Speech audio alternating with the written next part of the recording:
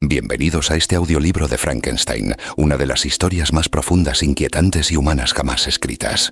Hoy te invito a adentrarte en un viaje que va más allá del terror. Un viaje que explora el límite entre la creación y la destrucción, entre la ambición y la culpa, entre la luz de la razón y la oscuridad del alma.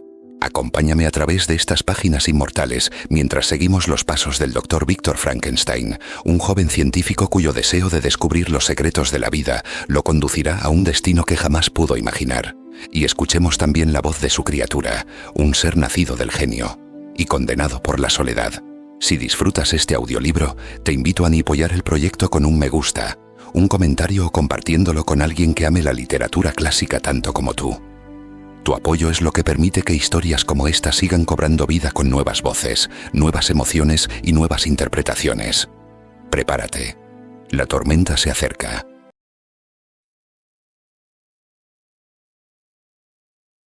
Capítulo 2. Los acontecimientos que influyen decisivamente en nuestros destinos a menudo tienen su origen en sucesos triviales. La filosofía natural es el genio que ha ordenado mi destino. Así pues, en este resumen de mis primeros años, deseo explicar aquellos hechos que me condujeron a sentir una especial predilección por la ciencia. Cuando tenía 11 años, fuimos todos de excursión a los baños que hay cerca de Thonon. Las inclemencias del tiempo nos obligaron a quedarnos todo un día encerrados en la posada.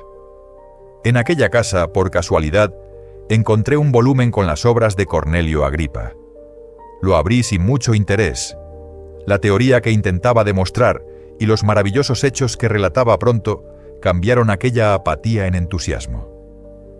Una nueva luz se derramó sobre mi entendimiento, y dando saltos de alegría, comuniqué aquel descubrimiento a mi padre. No puedo dejar de señalar aquí cuántas veces los maestros tienen ocasión de dirigir los gustos de sus alumnos hacia conocimientos útiles, y cuántas veces lo desaprovechan inconscientemente. Mi padre observó sin mucho interés la cubierta del libro y dijo: «Ah, Cornelio Agripa. Mi querido Víctor, no pierdas el tiempo en estas cosas. No son más que tonterías inútiles». Si en vez de esta advertencia, o incluso esa exclamación, mi padre se hubiera tomado la molestia de explicarme que las teorías de Agripa ya habían quedado completamente refutadas, y que se había instaurado un sistema científico moderno que tenía mucha más relevancia que el antiguo, porque el del antiguo era pretencioso y quimérico, mientras que las intenciones del moderno eran reales y prácticas. En esas circunstancias, con toda seguridad habría desechado el Agripa, y teniendo la imaginación ya tan excitada, probablemente me habría aplicado a una teoría más racional de la química que ha dado como resultado los descubrimientos modernos. Es posible incluso que mis ideas nunca hubieran recibido el impulso fatal que me condujo a la ruina. Pero aquella mirada displicente que mi padre había lanzado al libro en ningún caso me aseguraba que supiera siquiera de qué trataba. Así que continué leyendo aquel volumen con la mayor avidez.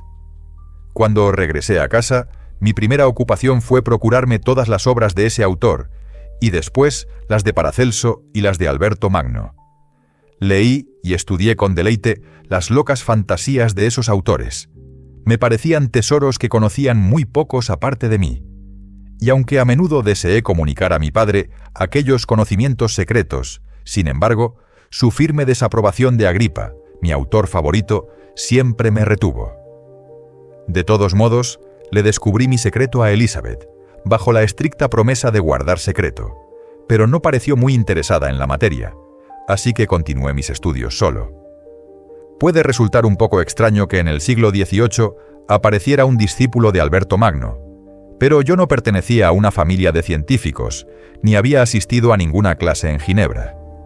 Así pues, la realidad no enturbiaba mis sueños, y me entregué con toda la pasión a la búsqueda de la piedra filosofal y el elixir de la vida.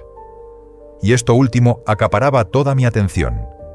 La riqueza era para mí un asunto menor, pero ¿qué fama alcanzaría mi descubrimiento si yo pudiera eliminar la enfermedad de la condición humana y conseguir que el hombre fuera invulnerable a cualquier cosa excepto a una muerte violenta? Esas no eran mis únicas ensoñaciones. Invocar la aparición de fantasmas y demonios Era una sugerencia constante de mis escritores favoritos, y yo ansiaba poder hacerlo inmediatamente. Y si mis encantamientos nunca resultaban exitosos, yo atribuía los fracasos más a mi inexperiencia y a mis errores que a la falta de inteligencia o a la incompetencia de mis maestros. Los fenómenos naturales que tienen lugar todos los días delante de nuestros ojos no me pasaban desapercibidos. La destilación, de la cual mis autores favoritos eran absolutamente ignorantes, me causaba asombro, pero con lo que me quedé maravillado fue con algunos experimentos con una bomba de aire que llevaba a cabo un caballero al que solíamos visitar. La ignorancia de mis filósofos en estas y muchas otras disciplinas sirvieron para desacreditarlos a mis ojos, pero no podía apartarlos a un lado definitivamente antes de que algún otro sistema ocupara su lugar en mi mente. Cuando tenía alrededor de 14 años, estábamos en nuestra casa cerca de Bellrive y fuimos testigos de una violenta y terrible tormenta. Había bajado desde el Jura y los truenos estallaban unos tras otros con un aterrador estruendo en los 4 puntos cardinales del cielo. Mientras duró la tormenta, yo permanecí observando su desarrollo con curiosidad y asombro. Cuando estaba allí, en la puerta, de repente, observé un rayo de fuego que se levantaba desde un viejo y precioso roble que se encontraba a unas 20 yardas de nuestra casa. Y en cuanto aquella luz resplandeciente se desvaneció, pude ver que el roble había desaparecido y no quedaba nada allí, salvo un tocón abrasado. A la mañana siguiente, cuando fuimos a verlo, nos encontramos el árbol increíblemente carbonizado. No se había rajado por el impacto, sino que había quedado reducido por completo a astillas de madera. Nunca vi una cosa tan destrozada. La catástrofe del árbol me dejó absolutamente asombrado. Entre otras cuestiones sugeridas por el mundo natural, profundamente interesado, le pregunté a mi padre por la naturaleza y el origen de los truenos y los rayos. Me dijo que era electricidad, y me explicó también los efectos de aquella fuerza. Construyó una pequeña máquina eléctrica, e hizo algunos pequeños experimentos, y preparó una cometa con una cuerda y un cable que podía extraer aquel fluido desde las nubes. Este último golpe acabó de derribar a Cornelio Agripa, a Alberto Magno y a Paracelso, que durante tanto tiempo habían sido reyes y señores de mi imaginación. Pero por alguna fatalidad, no me sentí inclinado a estudiar ningún sistema moderno, y este desinterés tenía su razón de ser en la siguiente circunstancia. Mi padre expresó su deseo de que yo asistiera a un curso sobre filosofía natural, a lo cual accedí encantado.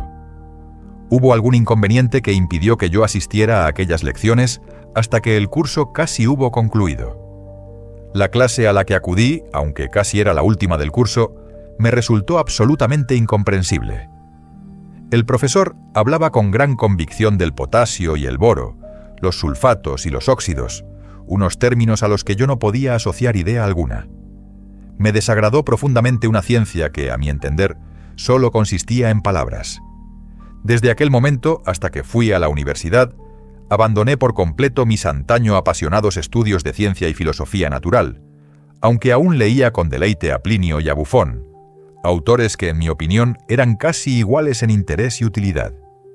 En aquella época mi principal interés eran las matemáticas, y la mayoría de las ramas de estudio que se relacionan con esa disciplina. También estaba muy ocupado en el aprendizaje de idiomas. Ya conocía un poco el latín, y comencé a leer sin ayuda del lexicón a los autores griegos más sencillos. También sabía inglés y alemán perfectamente, y ese era el listado de mis conocimientos a la edad de 17 años, y se podrá usted imaginar que empleaba todo mi tiempo en adquirir y conservar los conocimientos de aquellas diferentes materias. Otra tarea recayó sobre mí cuando me convertí en maestro de mis hermanos. Ernest era 5 años más joven que yo y era mi principal alumno. Desde que era muy pequeño, había tenido una salud delicada, razón por la cual Elizabeth y yo habíamos sido sus enfermeros habituales. Tenía un carácter muy dulce, pero era incapaz de concentrarse en ningún trabajo serio. William, el más joven de la familia, era aún muy niño y la criatura más bonita del mundo. Sus alegres ojos azules, los hoyuelos de sus mejillas y sus gestos zalameros inspiraban el cariño más tierno. Así era nuestra vida familiar, de la cual permanecían siempre alejados las preocupaciones y el dolor. Mi padre dirigía nuestros estudios y mi madre formaba parte de nuestros juegos. Ninguno de nosotros gozaba de predilección alguna sobre los demás, y nunca se escucharon en casa órdenes autoritarias, pero nuestro cariño mutuo nos empujaba a obedecer y a satisfacer hasta el más mínimo deseo de los demás.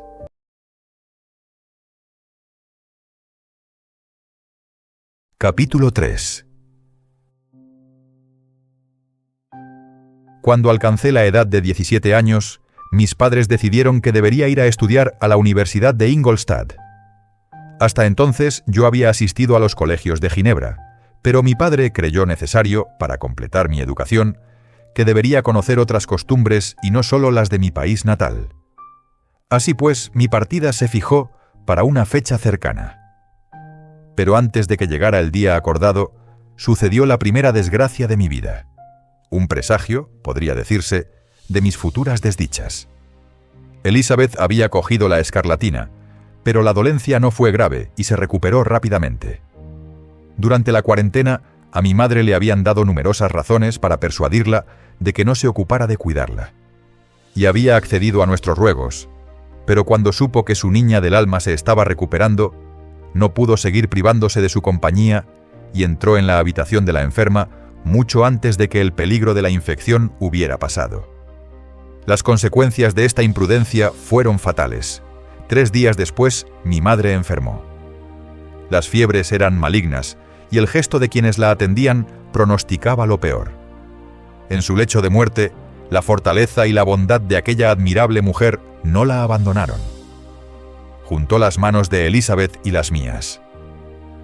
«Hijos míos», dijo, «había depositado todas mis esperanzas en vuestra unión.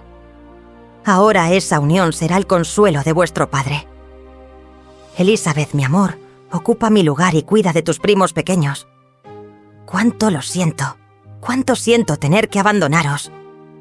He sido tan feliz y tan amada, ¿cómo no me va a ser difícil separarme de vosotros?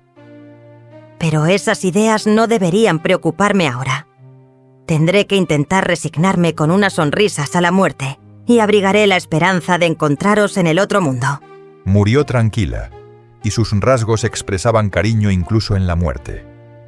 No será necesario describir los sentimientos de aquellos cuyos amados lazos quedan rotos por ese irreparable mal, el vacío que deja en las almas y la desesperación que se muestra en la mirada. Transcurre mucho tiempo antes de que la mente humana pueda convencerse de que la persona a quien se ve todos los días y cuya simple existencia parece parte de la nuestra, se ha ido para siempre. Pasa mucho tiempo antes de que podamos convencernos de que la mirada brillante de un ser amado se ha apagado para siempre y de que el sonido de una voz familiar y querida se ha acallado definitivamente y nunca más volverá a escucharse. Estas son las reflexiones de los primeros días. Pero cuando el paso del tiempo demuestra que la desgracia es una realidad, entonces comienza la amargura y el dolor. Sin embargo, ¿a quién no ha arrebatado esa cruel mano algún ser querido? ¿Y por qué debería describir yo una pena que todos han sentido y deben sentir? Al final llega el día en el que el dolor es más bien una complacencia que una necesidad. Y la sonrisa que juega en los labios, aunque parezca un maldito sacrilegio, ya no se oculta. Mi madre había muerto, pero nosotros aún teníamos obligaciones que cumplir.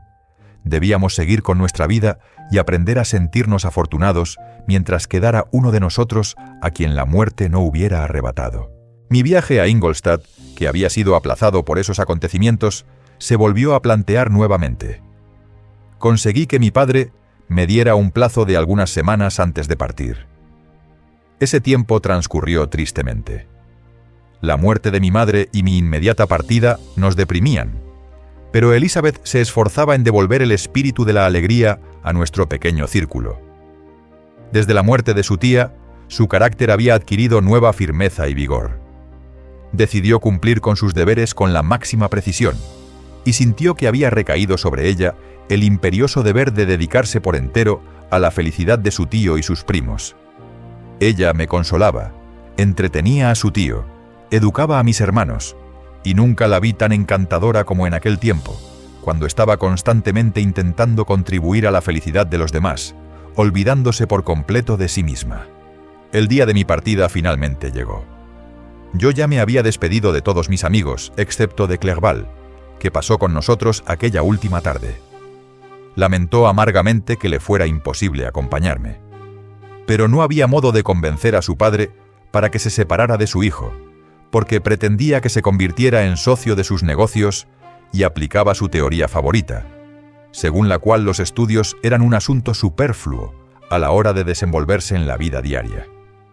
Henry tenía un espíritu delicado, no tenía ningún deseo de permanecer ocioso y en el fondo estaba encantado de convertirse en socio de su padre, pero creía que un hombre podía ser un perfecto comerciante y sin embargo poseer una apreciable cultura. Estuvimos reunidos hasta muy tarde, escuchando sus lamentos y haciendo muchos y pequeños planes para el futuro. A la mañana siguiente, muy temprano, partí. Las lágrimas anegaron la mirada de Elizabeth. Se derramaban en parte por la pena ante mi despedida y en parte porque pensaba que aquel mismo viaje debía haber tenido lugar 3 meses antes, con la bendición de una madre. Me derrumbé en la diligencia que debía llevarme y me sumí en las reflexiones más melancólicas. Yo, que siempre había estado rodeado por los mejores compañeros, continuamente comprometidos en intentar hacernos felices unos a otros. Ahora estaba solo. Debería buscarme mis propios amigos en la universidad a la que iba a acudir y cuidar de mí mismo. Hasta ese momento, mi vida había transcurrido en un ambiente protegido y familiar, y esto había generado en mí una invencible desconfianza hacia los desconocidos. Amaba a mis hermanos, a Elizabeth y a Clerval. Esos eran mis viejos rostros conocidos, y me creía absolutamente incapaz de soportar la compañía de extraños. Tales eran mis pensamientos cuando comencé el viaje, pero a medida que avanzaba, fui animándome y mis esperanzas resurgieron. Deseaba ardientemente adquirir más conocimientos. Cuando estaba en casa, a menudo pensaba que sería muy duro permanecer toda mi juventud encerrado en un solo lugar, e incluso había deseado conocer mundo y buscarme un lugar en la sociedad entre otros seres humanos. Ahora mis deseos se habían visto satisfechos, y en realidad habría sido absurdo lamentarlo. Tuve tiempo suficiente para estas y muchas otras reflexiones durante el viaje a Ingolstadt, que resultó largo y aburrido. Las agujas de la ciudad por fin se ofrecieron a mi vista. Descendí del carruaje y me condujeron a mi solitario apartamento para que empleara la tarde en lo que quisiera.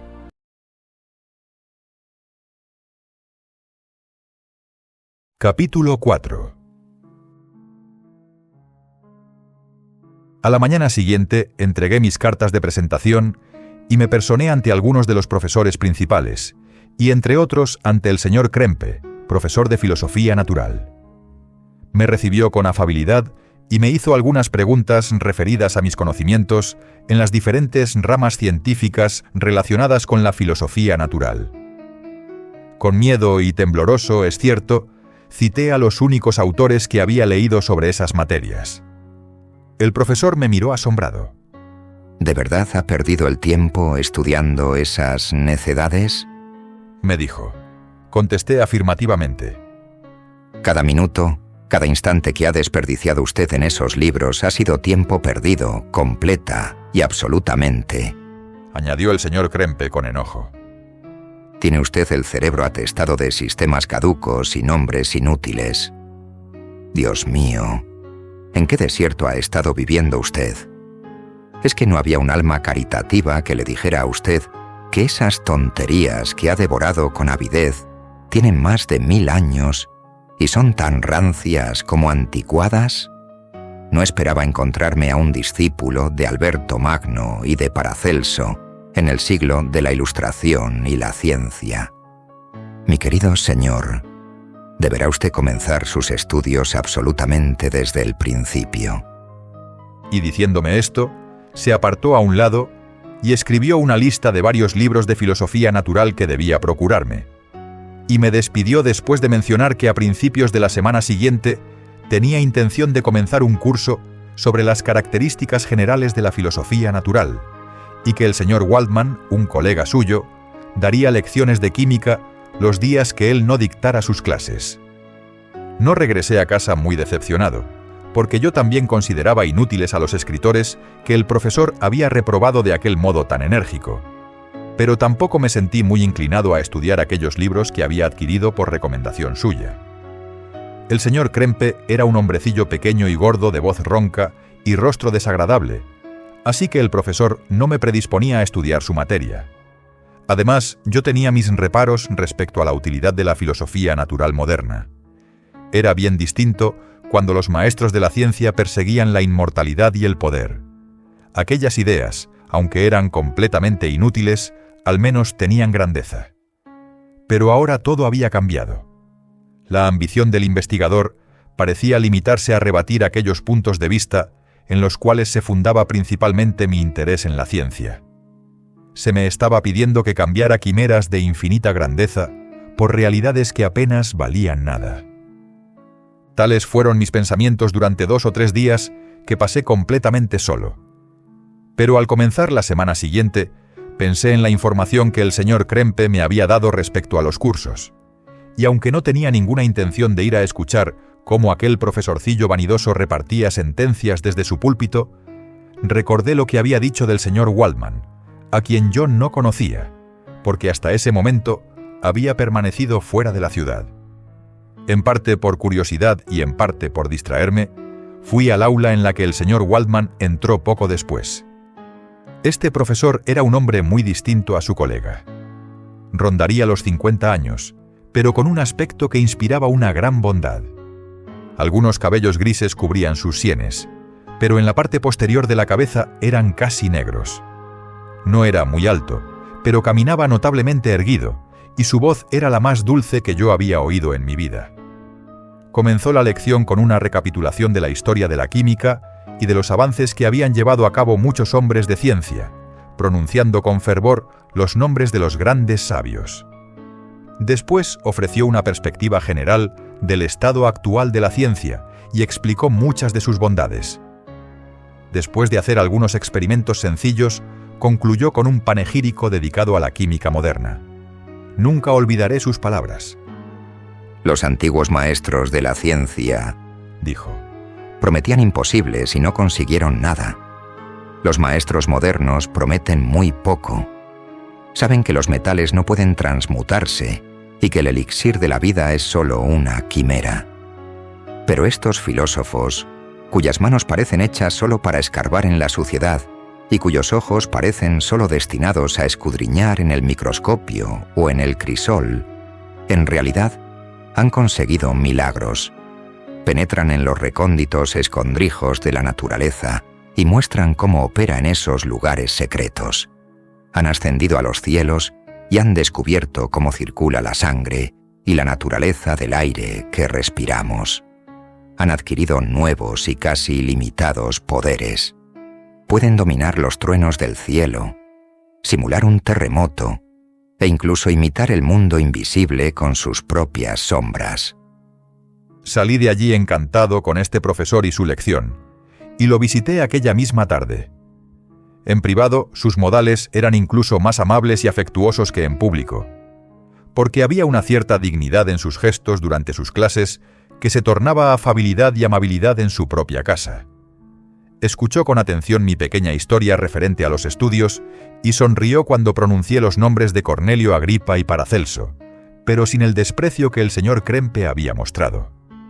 Dijo que los modernos filósofos estaban en deuda con el infatigable esfuerzo de esos hombres que sentaron las bases del conocimiento. Ellos nos habían encomendado una tarea más sencilla: dar nuevos nombres y ordenar en clasificaciones comprensibles los hechos que, en buena parte, ellos habían sacado a la luz. El trabajo del hombre de genio, aunque esté equivocado o mal dirigido, muy pocas veces deja de convertirse en un verdadero beneficio para la humanidad. Escuché atentamente sus palabras, pronunciadas sin presunción alguna, y luego añadí que su lección había apartado de mí cualquier prejuicio contra los químicos modernos, y también le pedí que me aconsejara respecto a los libros que debía leer. Me alegra mucho tener un nuevo discípulo, dijo el señor Waldman. Y si se aplica usted al estudio tanto como parece sugerir su inteligencia, no tengo duda de que alcanzará el éxito. La química es esa rama de la filosofía natural en la cual se han hecho y se harán los avances más importantes. Por eso la escogí como disciplina principal en mi trabajo. Pero al mismo tiempo, no he descuidado otras ciencias. Uno sería un triste químico si solo estudiara esa materia.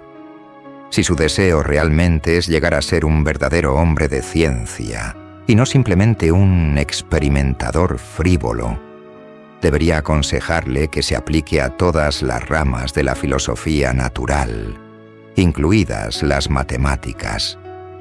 Luego me llevó a su laboratorio y me explicó el uso de algunas de sus máquinas, aconsejándome sobre lo que debía comprar y prometiéndome que me dejaría utilizar su laboratorio cuando supiera lo suficiente para no estropear sus aparatos. También me dio la lista de libros que le había pedido y luego nos despedimos. Así terminó un día memorable para mí, porque entonces se decidió mi destino.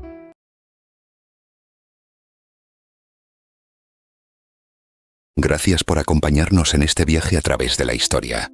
Esperamos que hayas disfrutado de esta experiencia sonora y que te hayas sumergido como nosotros en cada emoción, con cada sombra y cada descubrimiento. Si te ha gustado este audiolibro, te invitamos a apoyar el canal con un me gusta, un comentario o compartiéndolo con alguien que disfrute de las grandes obras de la literatura. Tu apoyo nos ayuda a seguir creando nuevas historias, nuevos mundos y nuevas voces. Ha sido un placer tenerte aquí. Nos vemos en la próxima aventura literaria. Hasta entonces, gracias por escucharnos.